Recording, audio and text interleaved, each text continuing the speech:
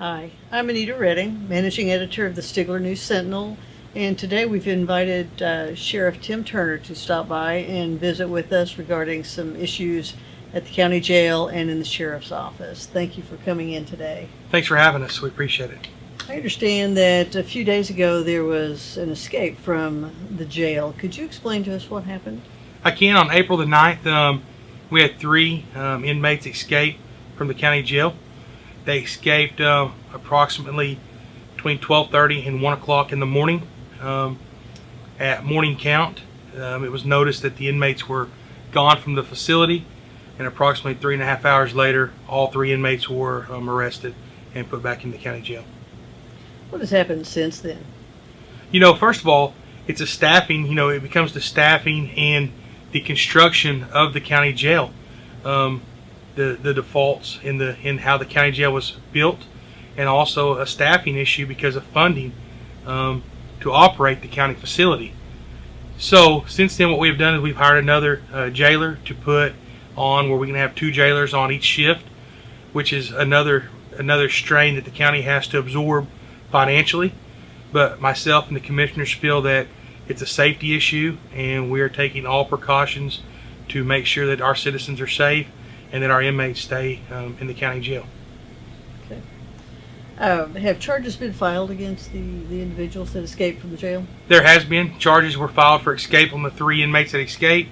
Plus, we have sought additional charges on one of them's girlfriend, the same inmate's brother, and another county inmate that aided in the escape with telling the inmates where they could go get clothes and change out so they weren't in their oranges. Okay, thank you. You've been sheriff now for just a few months, since December. Can you tell me what the major challenges have been? Financially, we live in a county that's facing a tremendous amount of financial struggles, and between our county commissioners, our other elected officials, and myself, we're trying to find ways to cut spending everywhere we can. The only issue that has with the sheriff's office is we are a 24-hour, 7-day-a-week facility, and for deputy safety, for citizen safety, we're running one deputy per shift, 12-hour shifts, 24 hours a day, and financially, the cuts that we're trying to make have not been that great due to the fact that the resources that we have to use with fuel and different expenses, because we are open 7 days a week, 24 hours a day.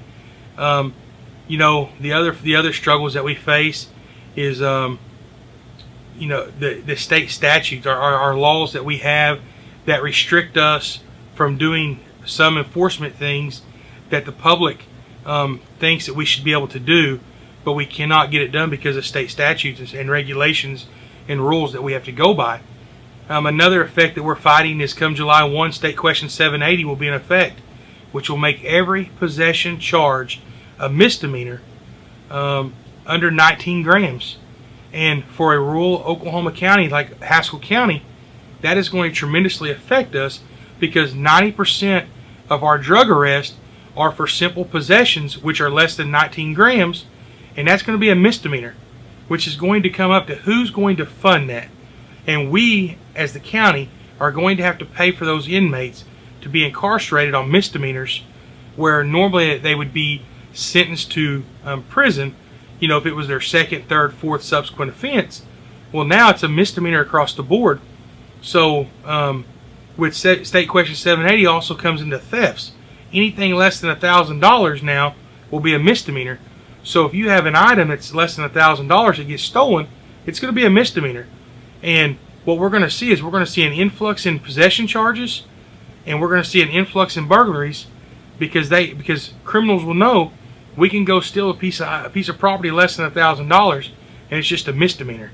And more than likely, with our failing economy that we have, they're not going to be sentenced to jail time.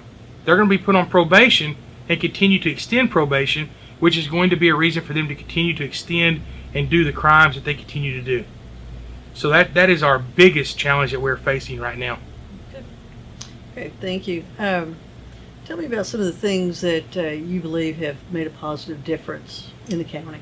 Since December 1st, 2016, we went to 24-hour coverage throughout the county. Our deputies are working 12-hour shifts, 4 on, 4 off.